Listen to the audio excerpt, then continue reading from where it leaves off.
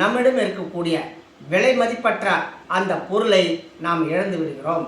இழந்துவிட்டு நாம் என்ன செய்கிறோம்? மரணத்தை நாமளே வா வா என்று கூவி அழைக்கிறோம். இது அந்த காலத்தில் இருந்தவங்களாம் அந்த விலை மதிப்பற்ற அந்த பொருளை கட்டி காத்தாங்க. கட்டி காத்தினால தான் அவங்க 500 வருஷம் 1000 வருஷம் வாங்க. அப்போது ஒரு பொருள் இருக்குது, அந்த ஒரு பொருளை நீங்கள் எப்படி வேணாலும் மாற்றி அமைக்கலாம். அது பயன்படுத்தக்கூடிய விதம். ஒரு கத்தி இருக்குது, ரவுடிகிட்ட மாட்டினா அவன் அடுத்தவனை காலி பண்ணிடுறான். ஒரு டாக்டர்கிட்ட மாட்டினாக்கா ஒரு உயிரை காப்பாற்றுறான்.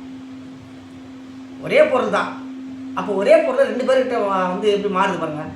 அப்போது இந்த பொருளை நீங்கள் எல்லார்கிட்டையும் இருக்குது, ஆனால் பயன்படுத்துறது தெரியல. என்ன செய்யறாங்க? அந்த ரவுடி மாதிரி நம்மளாயிரும்.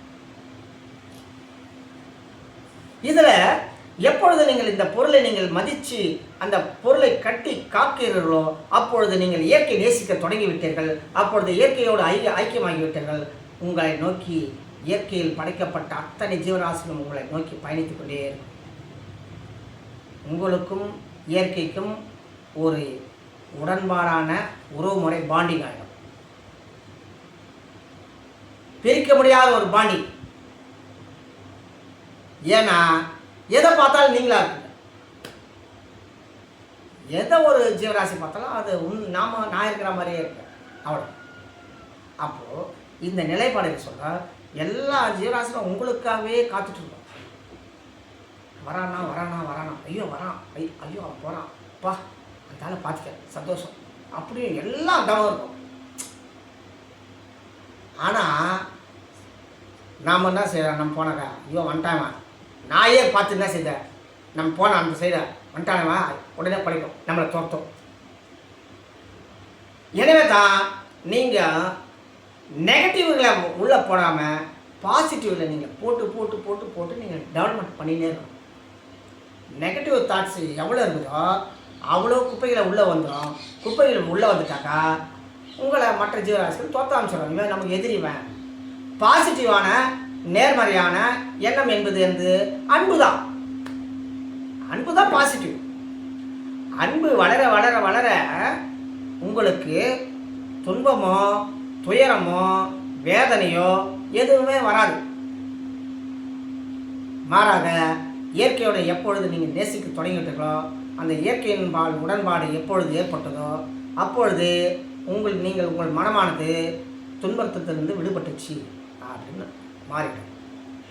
அதனால் காலை வச்சுட்டீங்க, தப்பிக்க முடியாது. இது காலை வச்சுட்டீங்க, நீங்கள் இந்த ஜென்மம் இல்லை அடுத்த ஜென்மத்தை முடிச்சு தான் தீரணும். இது என்னுடைய இது இல்லைப்பா, அது அவனுடைய விருப்பம். ஏன்னா அவனுடைய கோட்பாடு அது போல். எவன் என் இடத்த காலை வச்சானோ அவனை நான் விட மாட்டேன், போய் இழுத்துட்டு வந்து உட்கார வச்சுறாங்க.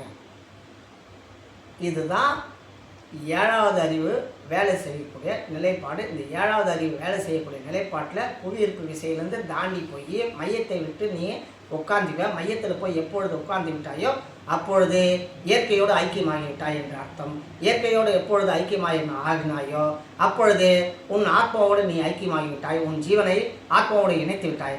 எப்பொழுது ஆத்மாவும் ஜீவனும் ஒன்றாகிவிட்டதோ நீயும் இறைவனும் வேறு இல்லை, இருவரும் ஒன்றுதான் என்ற அத்வைதத்தில் நீ வந்து விட்டாய்.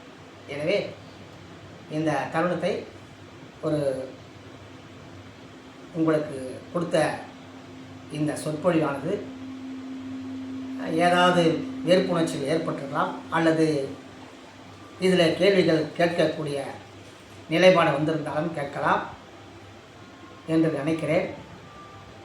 என் அறிவு கெட்டியதை எனக்கு கொடுக்கப்பட்டதை நான் அப்படியே ஒப்புவித்துவிட்டேன். எனவே அனைவருக்கும் நன்றி.